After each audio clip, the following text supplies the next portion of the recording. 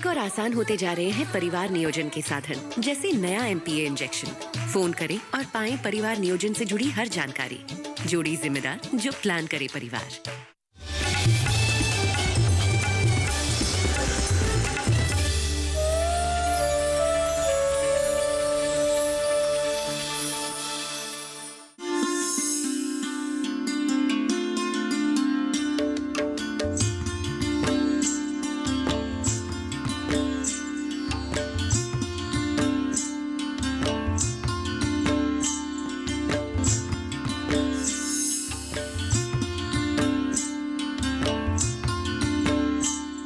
नमस्कार किसान भाइयों बहनों, गांव किसान के इस नए अंक में आप सभी का स्वागत है। मैं हूं अदिति शर्मा। किसान भाइयों बहनों, हमारे इस कार्यक्रम में हमेशा की तरह हमारे 3 सेगमेंट्स खेती किसानी, हमारा पशुधन और कामयाब किसान की दास्तान के जरिए हम महत्वपूर्ण जानकारियां खेती किसानी से संबंधित और पशुपालन से संबंधित आपके लिए लेकर आए हैं। तो फिर आइए आज के इस अंक की शुरुआत करते हैं। तो चलिए शुरुआत करते हैं खेती किसानी सेगमेंट से, जिसमें हम आपको बताएंगे कि हमारी सरकार का लक्ष्य है कि किसानों की आय दोगुनी हो सके और इसके लिए ज़रूरी है कि समय समय पर हमारे विशेषज्ञों की सलाह हमारे किसानों तक पहुंच सके। और इसी कड़ी में आज हमारे विशेषज्ञ की सलाह हम हमारे किसानों के लिए लेकर आए हैं, ताकि वो समझ सकें कि किस प्रकार अपनी आय को दोगुना किया जा सकता है। नवोद्यम अभिवृद्धि संस्था है IIHR का, जो नवा उद्यमों को प्रेरित करने के लिए जो बागवानी के क्षेत्र में काम कर रहे हैं उसके लिए बनाया गया है। ये गवर्नमेंट ऑफ इंडिया का DST से फंडिंग हुआ है एक ऑर्गेनाइजेशन। इसमें 2 मॉडल का इंक्यूबेशन है। IIHR में कम से कम 150 टेक्नोलॉजीज है। ये नॉलेज का महापूर है। ये टेक्नोलॉजीज लाइसेंस ले सकते हैं जो उद्यमी वो उद्यम शुरू करना चाहते हैं। 150 टेक्नोलॉजीज है जिसका लाइसेंस ले सकते हैं। जिसमें हम का व्यवस्था बना गया है उसमें हम इंक्यूबेशन दे सकते हैं, जैसे कि अर्का माइक्रोबियल कंसोर्शियम जो IIHR का ब्लॉकबस्टर टेक्नोलॉजी है। इसमें nitrogen fixing, phosphate solubilizing and ZN solubilizing bacteria है, जिन्होंने भी इसका लाइसेंस लिया है और इंक्यूबेशन लिया है Indian institute of horticulture research से, सब ने बहुत उद्यम शुरू किया है। जैसे कि नेचुरा क्रॉप केयर है जो अभी Indian institute Indo Brazilian incubation cross border incubation program के लिए भी सिलेक्ट हुए हैं।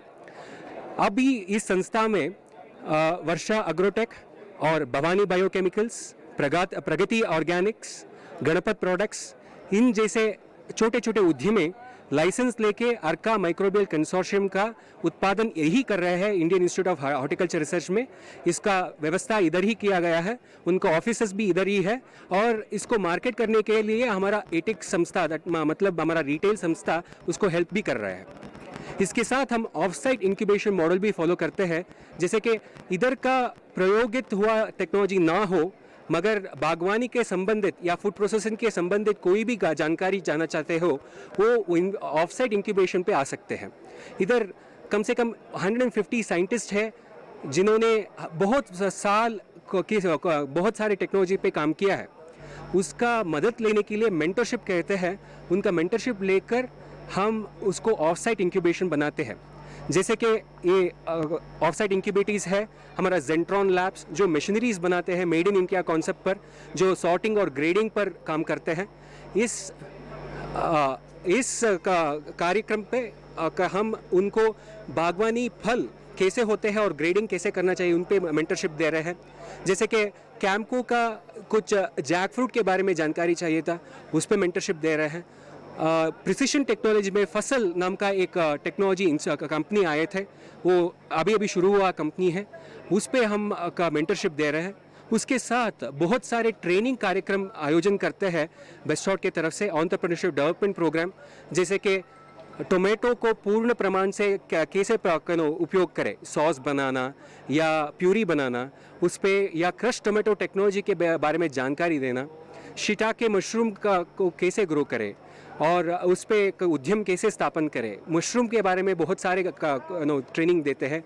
उसके बाद जो पिकल्स बनाने के बारे में जो फूड प्रोसेसिंग के काम पे सेक्टर में आते हैं, इन सारे चीज़ों के बारे में हम जानकारी देते हैं। तो किसान भाइयों बहनों, अभी आपने देखा हमारा सेगमेंट खेती किसानी। इसी के साथ कार्यक्रम में वक्त हो चला है एक छोटे से ब्रेक का। आप कहीं मत जाइए, जल्द ही हाजिर होंगे। बने रहिए दूरदर्शन किसान पर और देखते रहिए हमारा कार्यक्रम गांव किसान।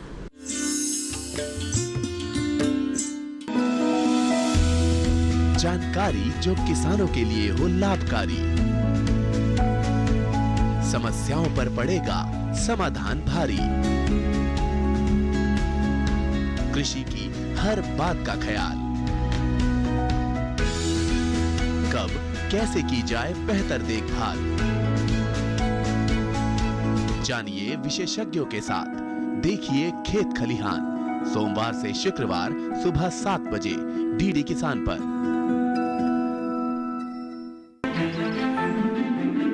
बादलों की लुका छिपी, बारिश का हाल, बर्फ की चादर, बदलता रुख हवाओं का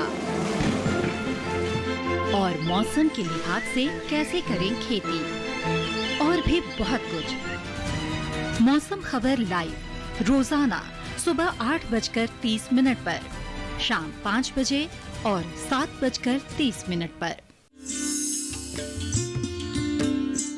ब्रेक के बाद गांव किसान कार्यक्रम में किसान भाइयों बहनों आप सभी का फिर से स्वागत है। अब कार्यक्रम में वक्त है हमारा पशुधन सेगमेंट का, जिसमें आज हम आपको बताएंगे मुर्गी पालन के बारे में। अगर आप मुर्गी पालन से जुड़े हुए हैं या फिर इसकी शुरुआत करना चाहते हैं तो आपको कुछ महत्वपूर्ण बातें हैं जिनकी जानकारी होना बेहद जरूरी है। आइए देखते हैं हमारा ये सेगमेंट।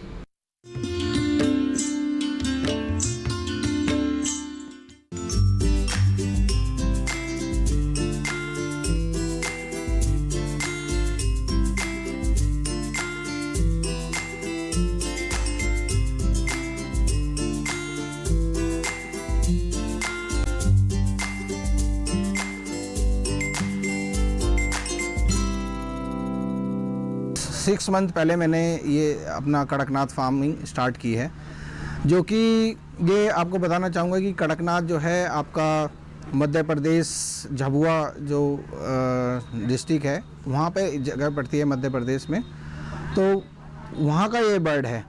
तो वहाँ से हम इस बर्ड को जब हमने वहाँ पे एक मध्य प्रदेश गवर्नमेंट द्वारा जो एमपी कड़कनाथ को जो इस प्रमोट करने के लिए बनी हुई है उस पर हमने कॉल किया और वहाँ से हमें पता चला कि उन्होंने बोला कि आप आ जाइए। वहाँ पे मैं ट्रेनिंग वगैरह के लिए गया, मैंने वहाँ पे देखा, मैंने वहाँ पे कुछ 2-3 दिन जाके वहाँ पे ट्रेनिंग ली, इसके बारे में जाना और यहाँ पर मैंने फिर जो है आपका स्टार्ट किया फार्म आके यहाँ पे।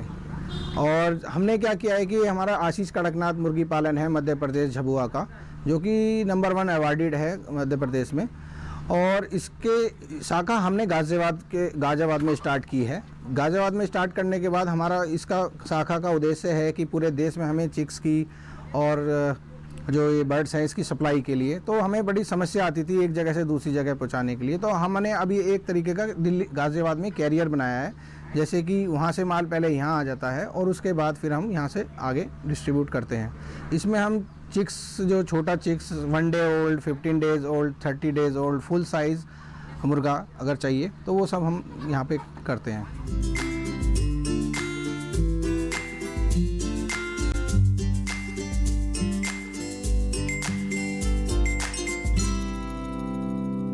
हम उन लोगों को पूरा ट्रेनिंग वगैरह भी यहाँ से प्रोवाइड कराते हैं, जैसे कि उनको क्या वैक्सीनेशन होती है पूरे और किस तरह से पाला जाए, एक मुर्गी के लिए और 1000 बर्ड्स के लिए कितना स्पेस चाहिए, वो सारा हम ट्रेनिंग में उन लोगों को बताते हैं।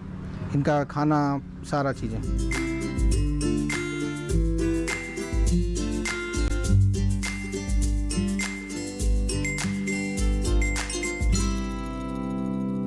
देखिए, मैं एक सजेशन देना चाहता हूँ किसी नए फार्मर के लिए कि स्टार्टिंग में अगर जैसे आपके पास जगह है तो बहुत अच्छी बात है। अगर जगह नहीं है तो आप किसी बने बनाए फार्म को अगर आप रेंट पे स्टार्टिंग में करें, क्योंकि एक साथ आप ज़्यादा फार्म में पैसा ना लगाएं और धीरे धीरे अगर आप उस फार्म का, जैसे कि इसके हिसाब होता है कि एक बर्ड के लिए 1.5 स्क्वायर फीट जगह चाहिए होती है, तो अगर आप उसी हिसाब से आपने अपनी बजट के अनुसार बर्ड्स लाइए, जिससे कि आपका अगर आप रेंट पे अगर आप लेते हैं स्टार्टिंग में कोई फार्म, तो उसमें आपका लो इन्वेस्टमेंट पे और अच्छा प्रॉफिट आपको आएगा। क्योंकि स्टार्टिंग में कुछ लोग किसान इसलिए नहीं स्टार्ट कर पाते हैं कि एक साथ 5 लाख रुपए कहाँ से लगाएं, क्योंकि 5 लाख रुपए की कॉस्ट सिर्फ आपके सेट बनाने में ही आ जाती है।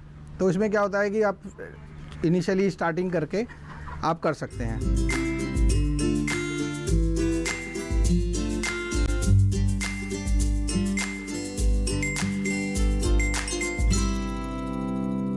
जहाँ तक इसकी देखरेख का सवाल है, इसका देखरेख बहुत ही आसान है।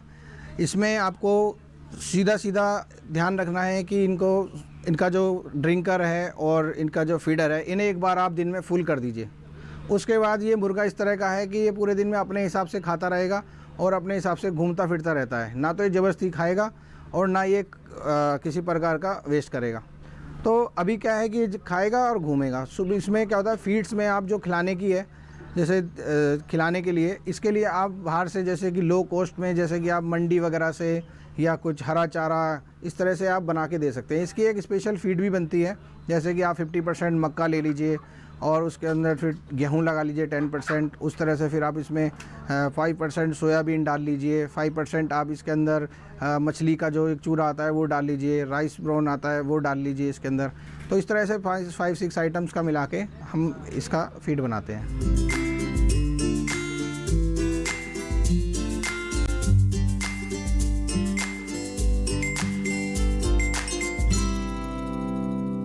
जब भी स्टार्ट करें तो ट्रेनिंग लेके इसको स्टार्ट किया जाए, जो कि कृषि विज्ञान केंद्र से आप जाकर ले सकते हैं और हमारे फार्म पे भी हम यहाँ पे ट्रेनिंग प्रोवाइड कराते हैं। तो ट्रेनिंग से क्या होगा कि आपको जो जोखिम से बचने में हेल्प मिलेगी और इसमें किसी प्रकार का मैं नहीं समझता कि कोई जोखिम है और बहुत ही मुनाफे वाला है। इसमें आप ये समझ लीजिए कि दुगने तिगने पैसे होते हैं, क्योंकि कड़कनाथ एक ऐसा है कि आज की डेट में पूरे हिंदुस्तान में इसकी चाहत है। अभी इस समय क्योंकि कम फार्मर हैं और अवेलेबिलिटी इसकी बहुत कम है किसानों के पास, और हम ज़्यादा से ज़्यादा, हमारा भी उद्देश्य है कि ज़्यादा से ज़्यादा किसान जुड़ें और इसको हम एक एक्सपोर्ट लेवल पे इसको लेके जा रहे हैं, जिससे कि इसकी इतनी डिमांड बढ़ेगी और आने वाले समय में हम इसको, जो हमारा फ्यूचर है वो देख के चल रहे हैं कि हम इसे कॉन्ट्रैक्ट फार्मिंग में, क्योंकि हम अगर जैसे आपसे किसान से हम बात करते हैं कि आप हमसे एक बात पूछते हो कि हम इसे पाल तो लें, बना तो लें, लेकिन ये बेचेंगे कहाँ। तो इसी लेवल पे अभी गवर्नमेंट भी पूरी सपोर्ट कर रही है। इसकी अवेयरनेस पूरे अभी एग्जीबिशन के ज़रिए और न्यूज़ चैनल्स पे इसके बारे में बताया जा रहा है, इसके औषधि गुणों के बारे में बताया जा रहा है। तो इसे धीरे धीरे इसमें बहुत ही ग्रोथ अच्छी मिल रही है। मैंने खुद 6 महीने के अंदर अंदर अभी तक करीब 5 मैंने नए फार्मरों के स्टार्ट कर चुका हूं और उनका बहुत अच्छी तरह से फार्म चल रहा है, जिसमें कि उनको मैं समय समय पे बताता रहता हूं कि क्या वैक्सीनेशन है। यही नहीं कि हमने बच्चा दे दिया उसके बाद भूल गए, हम उनको डे टू डे उनके टच में रहते हैं, उनके साथ बात करते हैं। कोई समस्या आ रही है तो उसका समाधान करते हैं।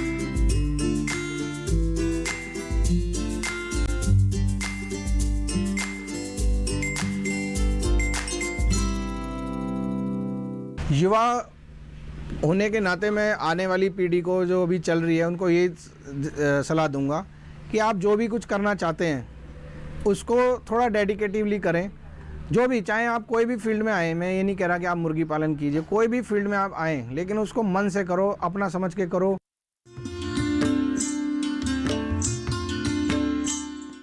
हमारा पशुधन सेगमेंट में किसान भाइयों बहनों अब वक्त है पशुपालक कैलेंडर का। तो फिर आइए नजर डालते हैं इस माह के पशुपालक कैलेंडर पर।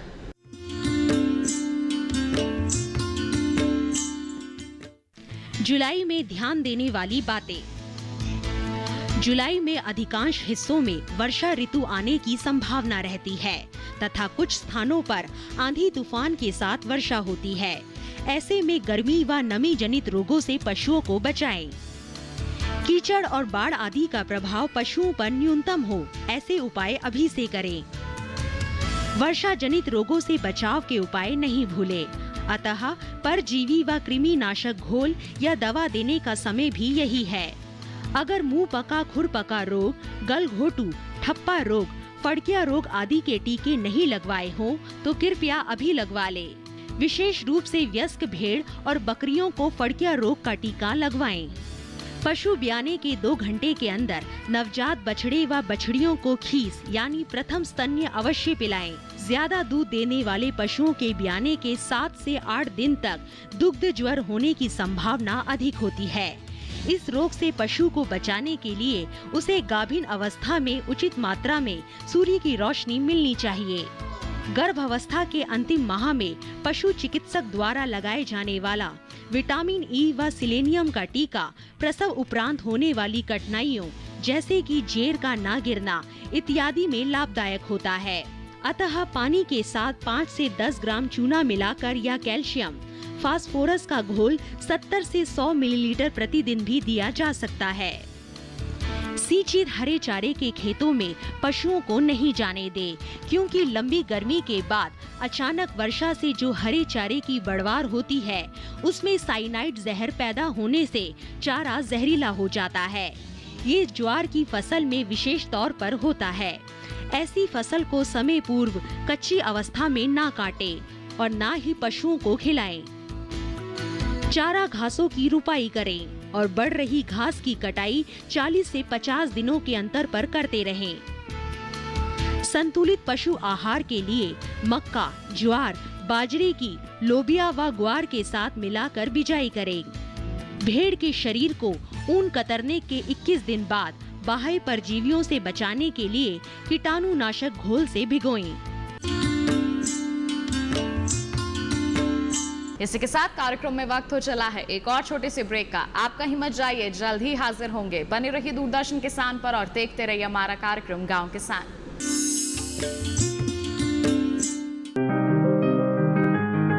बीमारियों से कैसे बचेगी फसल? मवेशियों की मुश्किलों का क्या है हल? कहां से लाएं बीज, कितनी लगेगी खाद? किसानों के हर फोन का विशेषज्ञ देंगे जवाब। देखिए हेलो किसान लाइव सोमवार से शुक्रवार शाम 6 बजे। हर गांव पर नजर, हर तकनीक पर पकड़, खबर मौसम की हो या हो हाट बाजार, दिखाएंगे देश की प्रमुख हलचल और खेती किसानी से जुड़ी हर बात। देखिए किसान समाचार रोजाना दोपहर 1:30 पर और शाम 7 बजे। ब्रेक के बाद दूरदर्शन किसान के गांव किसान कार्यक्रम में किसान भाइयों बहनों आप सभी का फिर से स्वागत है। किसान भाइयों बहनों, अब कार्यक्रम में वक्त है कामयाब किसान से मुलाकात करने का और आज हमारे युवा किसान हैं जिन्होंने अपनी नई सोच और कड़ी मेहनत से ये मुकाम हासिल किया है। तो फिर आइए मुलाकात करते हैं इनसे, जानते हैं इनकी सफलता की कहानी।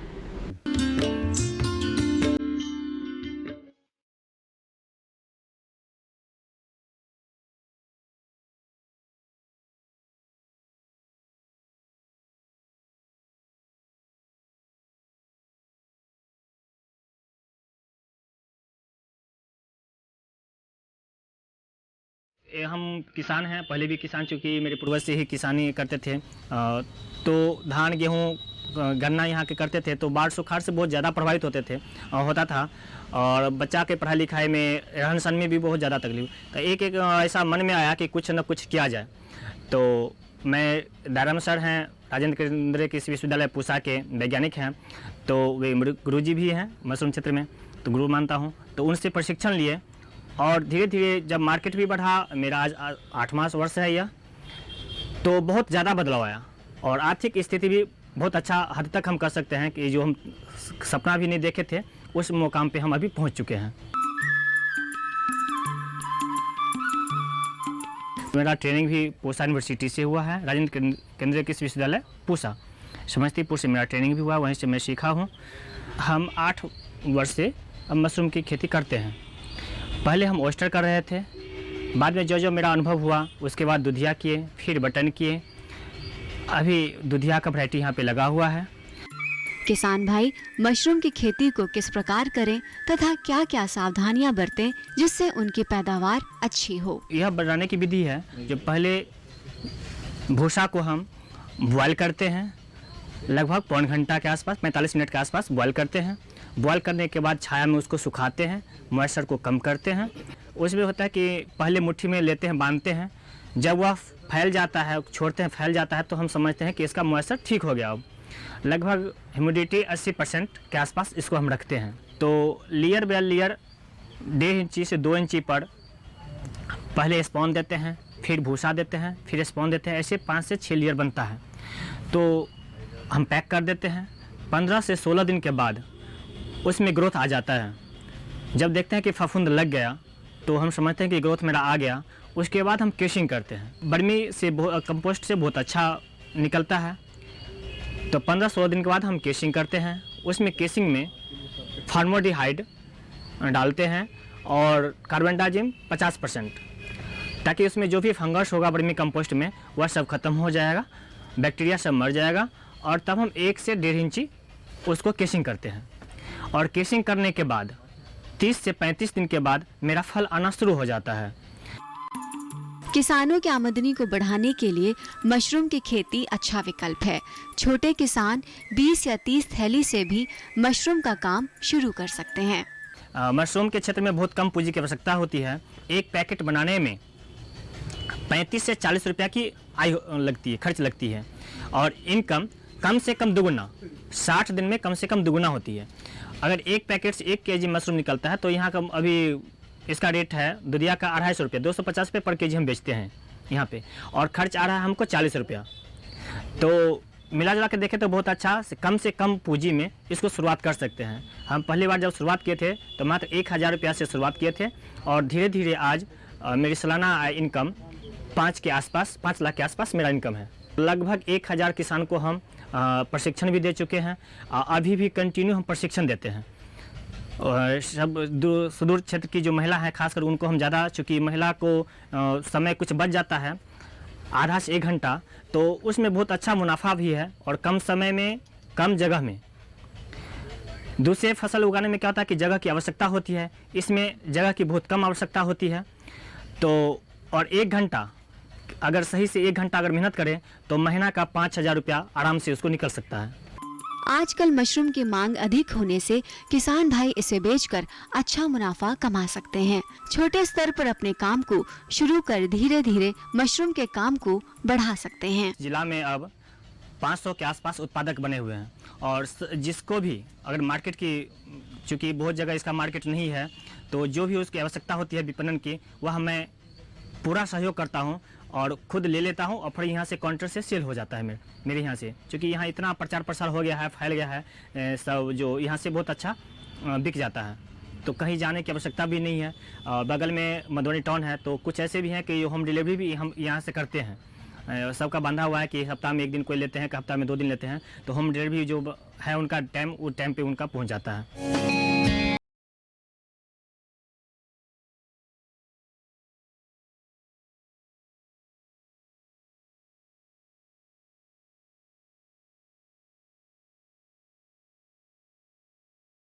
अभी तत्काल हम अचार बनाते हैं और पाउडर बनाते हैं। अभी 2 ही बनाते हैं प्रोडक्ट में।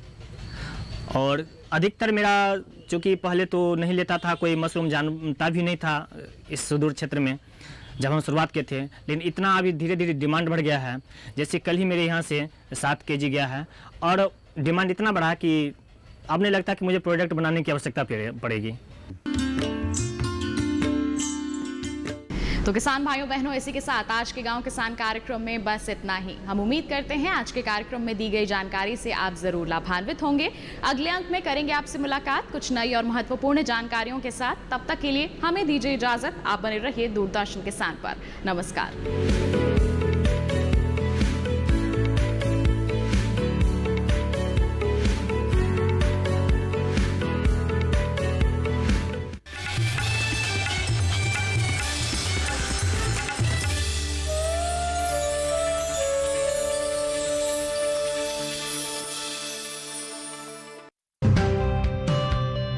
जलते सूरज में तप